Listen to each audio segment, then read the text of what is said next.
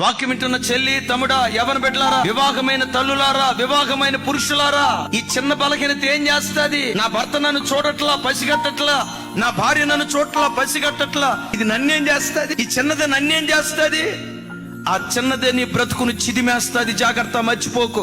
భర్త పసిగట్టకపోవచ్చు, భర్త చూడకపోవచ్చు, చూసే దేవుడు ఒకడున్నారు అని మర్చిపోకు. నీ అడుగుల లెక్క లెక్కించే దేవుడు ఒకరున్నారని నువ్వు గుర్తు తెచ్చుకో.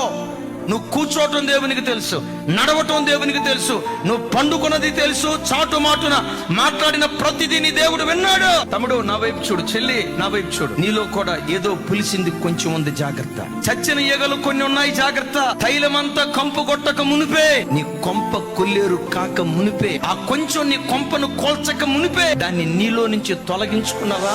క్షమించుటకు సిద్ధమైన మనసు కలిగిన దేవుడు నిన్ను క్షమించి నిశ్చయంగా మరో అవకాశం దేవుడు నీకు దయచేయటం ప్రారంభిస్తాడు.